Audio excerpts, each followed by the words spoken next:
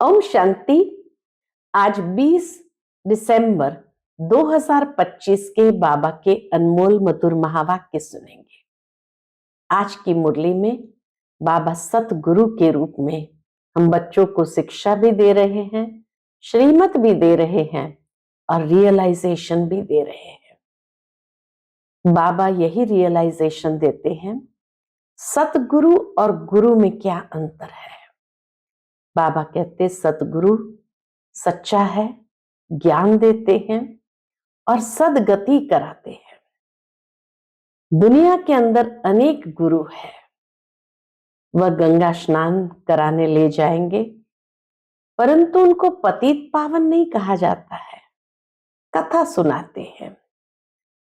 बाबा कहते हैं बाबा आए हैं तुम बच्चों को पतित से पावन बनाने, और फिर घर ले जाते हैं।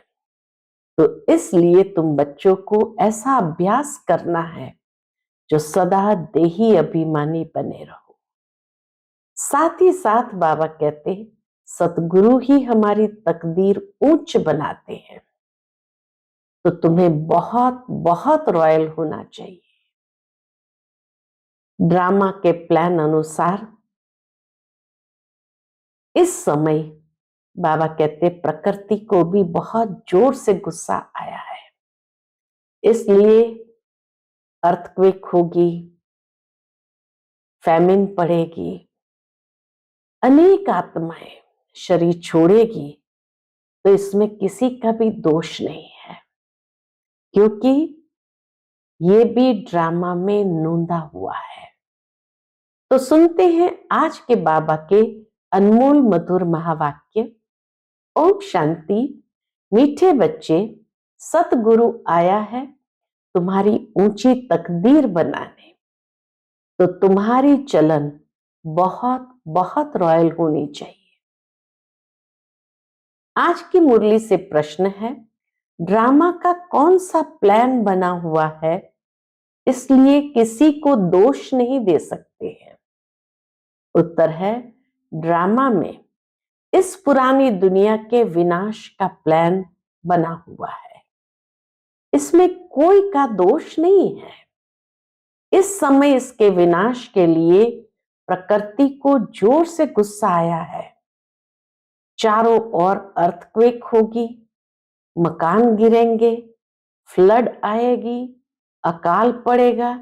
इसलिए बाप कहते बच्चे अब इस पुरानी दुनिया से तुम अपना बुद्धि योग निकाल दो, सतगुरु की श्रीमत पर चलो, जीते जी देह का भान छोड़ अपने को आत्मा समझ बाप को याद करने का पुरुषार्थ करते रहो। आज की मुरली से पहले गीत बजा है, हमें उन राहों पर चलना है जहां गिरना और संभलना है। ओम शांति। किन राहों पर चलना है? पूछते बाबा, किन राहों पर चलना है? गुरु की राह पर चलना है। वह कौन सा गुरु है? उठते बैठते मनुष्य के मुख से निकल जाता है, वह गुरु हो। गुरु तो अनेक है, वह गुरु किसको कहेंगे, किसकी महिमा गाएंगे? सतगुरु एक ही बाप है। भक्ति मार्ग के ढेर गुरु है, कोई किसकी महिमा करते, कोई किसकी महिमा करते हैं। बच्चों की बुद्धि में है सच्चा सतगुरु तो वह एक है, जिसकी ही वाह वाह मानी जाती है। सच्चा सतगुरु है तो जरूर झूठे भी होंगे। सच होता है संगम पर। भक्ति मार्ग में भी सच की महिमा गाते हैं। ऊंचते ऊंच बाप ही सच्चा है, जो ही लिबरेटर गाइड भी बनता है। आजकल के गुरु लोग तो कहाँ के गाइड बनते हैं? गंगा स्नान पर व तीर्थों पर ले जाने के गाइड बनते हैं। यह सतगुरु तो ऐसा नहीं है, जिसको सभी याद करते हैं, हे पतित पावन आओ, पतित पावन सतगुरु को ही कहा जाता है। वही पावन बना सकते हैं। वो गुरु लोग पावन बना न सके। वह कोई ऐसे नहीं कहते हैं माम एकम याद करो, बल गीता भी पढ़ते हैं, परंतु अर्थ का पता बिल्कुल नहीं है। अगर समझते सतगुरु एक है तो अपने को गुरु नहीं कहलाते। ड्रामा अनुसार भक्ति मार्ग की डिपार्टमेंट ही अलग है, जिसमें अनेक गुरु है, अनेक भक्त है। यह तो एक ही है, फिर ये देवी देवताएं पहले नंबर में आते हैं, अभी लास्ट में है। बाप आकर इन्हों को सतयुग की बादशाही देते हैं, तो और सबको ऑटोमेटिकली वापस जाना है। इसलिए सर्व का सदगति दाता एक कहा जाता है। तुम समझते हो, कल्प कल्प संगम पर ही देवी देवता धर्म की स्थापना होती है। तुम पुरुषोत्तम बनते हो, बाकी और कोई काम नहीं करते। हमारा काम है पुरुषार्थ करके पुरुषोत्तम बनना। गाया भी जाता है, गति सदगति दाता एक है। ये बाप की ही महिमा है। गति सदगति संगम पर ही मिलती है। सतयुग में तो एक धर्म, सतयुग में तो है एक धर्म। यह भी समझ की बात है ना, परंतु ये बुद्धि देवे कौन? ऐसी बुद्धि देवे कौन? तुम समझते हो, बाप ही आकर युक्ति बताते हैं, श्रीमत देते हैं। किसको? आत्माओं को। वह बाप भी है, सतगुरु भी है, टीचर भी है, ज्ञान सिखलाते हैं ना। बाकी सब गुरु भक्ति ही सिखलाते हैं। बाप के ज्ञान से तुम्हारी सदगति होती है, फिर इस पुरानी दुनिया से चले जाते हैं। तुम्हारा ये बेहद का सन्यास भी है। बाप ने समझाया है, अभी 84 जन्मों का चक्र तुम्हारा पूरा हुआ है। अब ये दुनिया खत्म होनी है। जैसे कोई बीमार सीरियस होता है तो कहेंगे अब यह तो जाने वाला है, उनको क्या याद करेंगे? शरीर खत्म हो जाएगा, बाकी आत्मा तो जाकर दूसरा शरीर लेती है। उम्मीद टूट जाती है। बंगाल में तो जब देखते हैं उम्मीद नहीं है तो गंगा पर जाकर डुबोते हैं कि प्राण निकल जाए। मूर्तियों की भी पूजा कर फिर जाकर कहते हैं डूब जा डूब जा। अभी तुम जानते हो ये सारी पुरानी दुनिया डूब जानी है। ये सारी पुरानी दुनिया भी डूब जानी है। फ्लड्स होंगी, आग लगेगी, भूख में मनुष्य मरेंगे। ये सब हालातें आनी है। अर्थक्वेक में मकान आदि गिर पड़ेंगे। इस समय प्रकृति को गुस्सा आता है तो सबको खलास कर देती है। ये सब हालातें सारी दुनिया के लिए आनी है। अनेक प्रकार का मौत आ जाता है। बॉम्ब्स में भी जहर भरा हुआ है। थोड़ी बांस आने से बेहोश हो जाते हैं। यह तुम बच्चे जानते हो कि क्या क्या होने का है। ये सब कौन कराते हैं? ये सब कौन कराते हैं? बाप तो नहीं कराते हैं। ये ड्रामा में नूंद है। ये सब कैलामिटीज आना भी ड्रामा में नूंद है।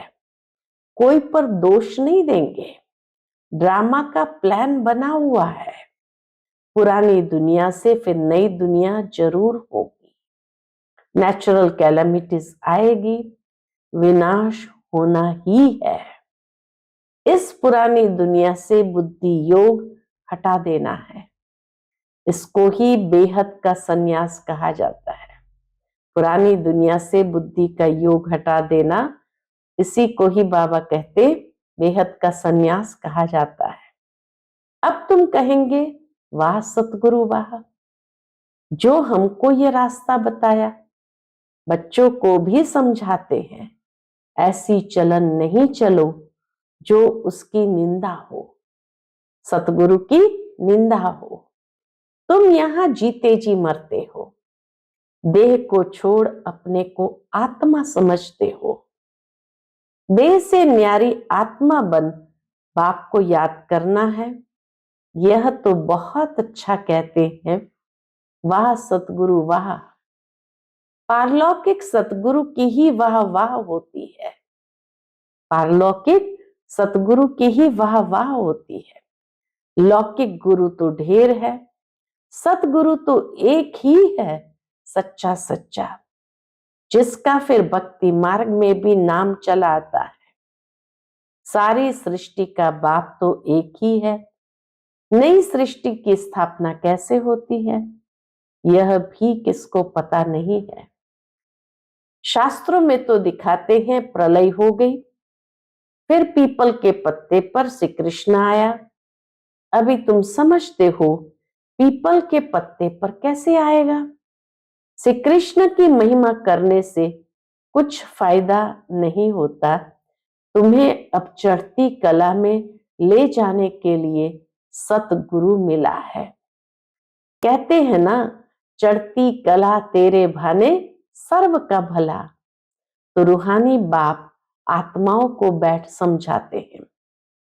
84 जन्म भी आत्मा के लिए है। हर एक जन्म में नाम रूप दूसरा हो जाता है। ऐसे नहीं कहेंगे फलाने ने 84 जन्म लिए हैं, नहीं, आत्मा ने 84 जन्म लिए हैं। शरीर तो बदलते जाता है, तुम्हारी बुद्धि में ये सब बातें हैं। शरीर बदलते रहता है। बाबा कहते इस समय तुम्हारी बुद्धि में ये सब बातें हैं। सारी नॉलेज बुद्धि में रहनी चाहिए। कोई भी आए तो उनको समझाए। आदि में था ही देवी देवताओं का राज्य, फिर मध्य में रावण राज्य हुआ, सीढ़ी उतरते रहे। सतयुग में कहेंगे सतो प्रधान, फिर सतो रजो तमो में उतरते हैं। चक्र फिरता रहता है। कोई कोई कहते हैं बाबा को क्या पड़ी थी जो 84 के चक्र में हमको लाया, लेकिन यह तो सृष्टि चक्र अनादि बना हुआ है, बाबा ने तो बनाया नहीं। इनके आदि मध्य अंत को जानना है। मनुष्य होकर अगर नहीं जानते तो वह नास्तिक है। जानने से तुमको कितना ऊंच पद मिलता है। ये पढ़ाई कितनी उच्च है। बड़ा इम्तिहान पास करने वाले के दिल में खुशी होती है ना, हम बड़े ते बड़ा पद पाएंगे। तुम जानते हो ये लक्ष्मी नारायण अपने पूर्व जन्म में सीख कर फिर मनुष्य से देवता बने। इस पढ़ाई से ये राजधानी स्थापन हो रही है। पढ़ाई से कितना ऊंच पद मिलता है, वंडर है ना। इतने बड़े बड़े मंदिर जो बनाते हैं अथवा जो बड़े बड़े विद्वान आदि है, उनसे पूछो सतयुग आदि में इन्होंने जन्म कैसे लिया तो बता नहीं सकेंगे। तुम जानते हो यह तो गीता वाला ही राजयोग है। गीता पढ़ते आए हैं परंतु उससे फायदा कुछ नहीं है। अब तुमको बाप बैठ सुनाते हैं। तुम कहते हो बाबा हम आपसे 5000 वर्ष पहले भी मिले थे। क्यों मिले थे? स्वर्ग का वर्षा लेने, लक्ष्मी नारायण बनने के लिए। कोई भी छोटे बड़े बूढ़े आदि आते हैं, ये जरूर सीख कर आते हैं। एम ऑब्जेक्ट ही यह है। सत्य नारायण की सच्ची कथा है ना, यह भी तुम समझते हो। राजाई स्थापन हो रही है। जो अच्छी रीति समझ लेते हैं उनको आंतरिक खुशी रहती है। बाबा पूछेंगे हिम्मत है ना राजाई लेने की? बाबा पूछते हैं हिम्मत है ना राजाई लेने की? कहते बाबा क्यों नहीं, हम पढ़ते ही है नर से नारायण बनने के लिए। इतना समय हम अपने को देह समझ बैठे थे। अब बाप ने हमको राइटियस रास्ता बताया है। देही अभिमानी बनने में मेहनत लगती है, घड़ी घड़ी अपने नाम रूप में फंस पड़ते हैं। बाप कहते हैं इस नाम रूप से न्यारा होना है। अब आत्मा भी नाम तो है ना। बाप है सुप्रीम परम पिता। लौकिक बाप को परम पिता नहीं कहेंगे। परम अक्षर एक ही बाप को दिया है, वह गुरु भी उनको कहते हैं। तुम सिख लोगों को भी समझा सकते हो। ग्रंथ साहिब में तो पूरा वर्णन है और कोई शास्त्र में इतना वर्णन नहीं है जितना ग्रंथ में जप साहब सुखमणि में है। ये बड़े अक्षर ही दो है। बाप कहते हैं साहब को याद करो तो तुमको 21 जन्मों के लिए सुख मिलेगा। इसमें मूंझने की तो बात ही नहीं है। बाप बहुत सहज करके समझाते हैं। कितने हिंदू ट्रांसफर हो जाकर सिख बने हैं। तुम मनुष्य को रास्ता बताने के लिए कितने चित्र आदि बनाते हो, कितना सहज समझा सकते हो। तुम आत्मा हो, फिर भिन्न भिन्न धर्म में आए हो। ये वैरायटी धर्मों का झाड़ है। कल्प वृक्ष ये वैरायटी धर्मों का झाड़ है। और कोई को ये पता नहीं है कि क्राइस्ट कैसे आते हैं। बाप ने समझाया था नई आत्मा को कर्म भोग नहीं हो सकता। जो धर्म स्थापन करने के लिए ऊपर से आत्मा उतरी है उसको बाबा कहते हैं कर्म भोग नहीं हो सकता है। क्राइस्ट की आत्मा ने कोई विकर्म थोड़ी किया जो सजा मिले।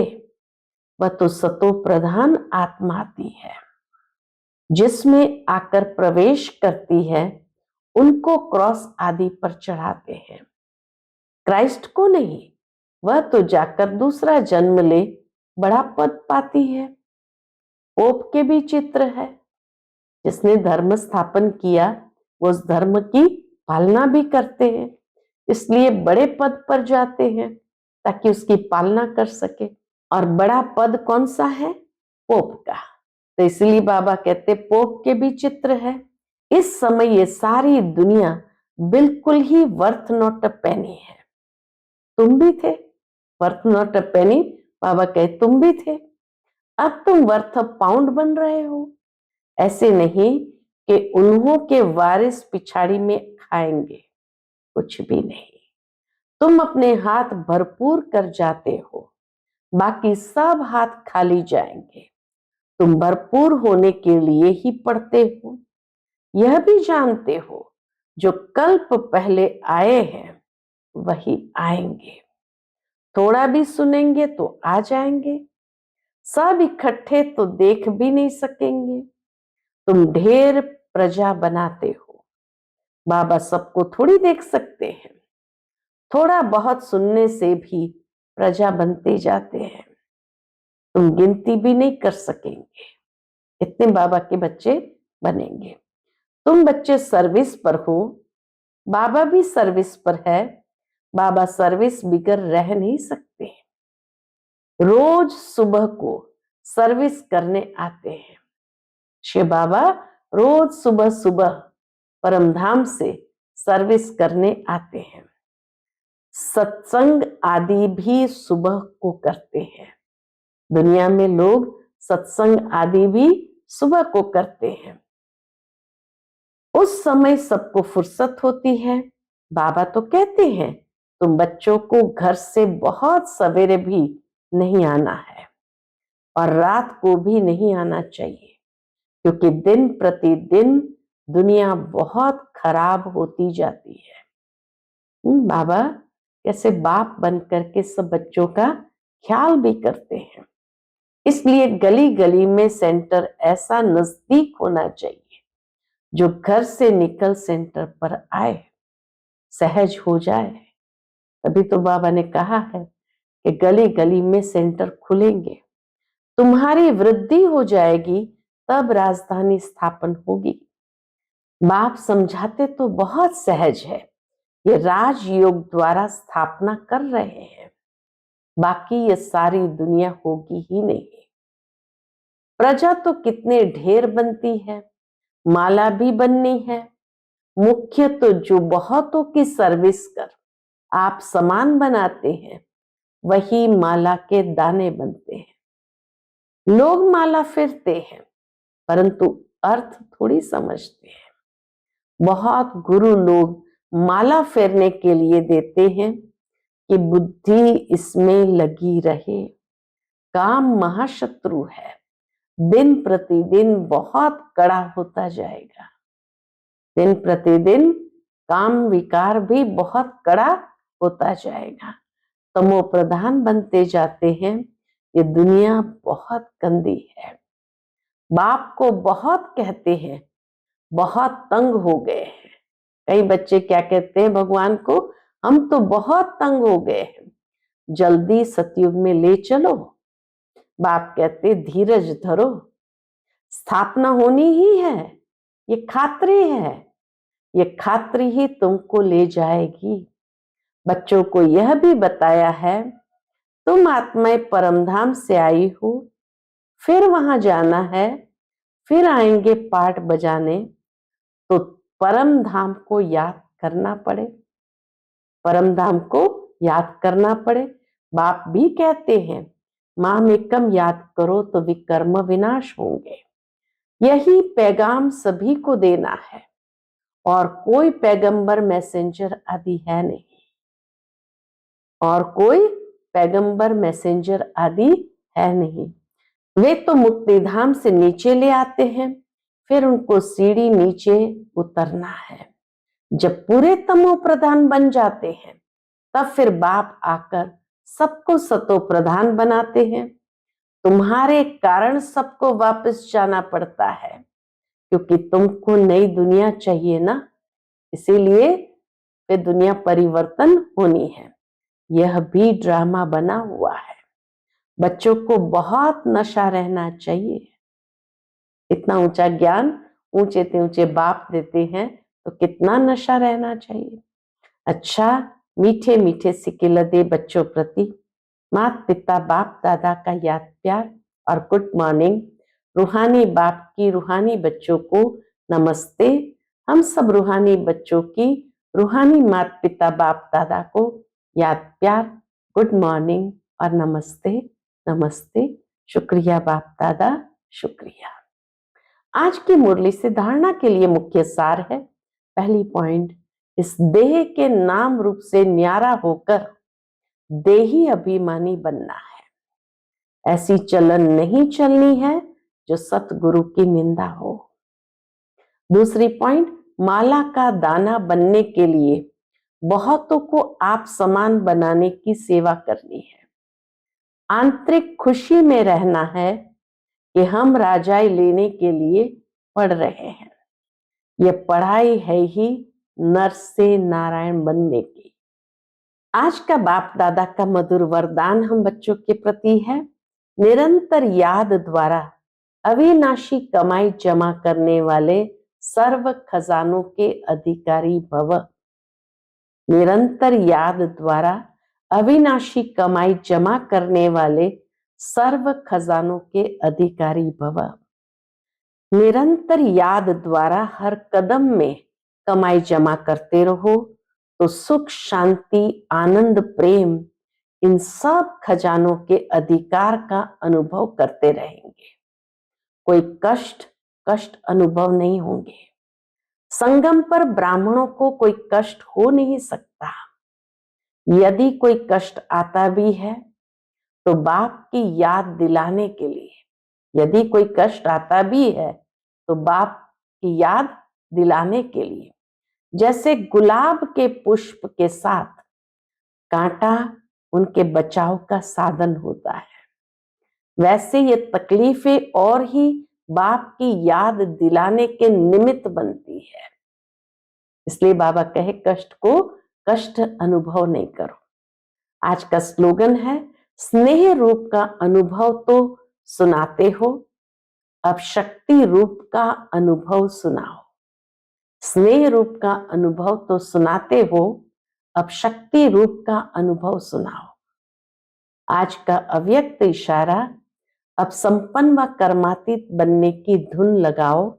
उसके अंतर्गत जैसे साकार में देखा, लास्ट कर्मातीत स्टेज का पार्ट सिर्फ ब्लेसिंग देने का रहा। बैलेंस की भी विशेषता और ब्लेसिंग की भी कमाल रही।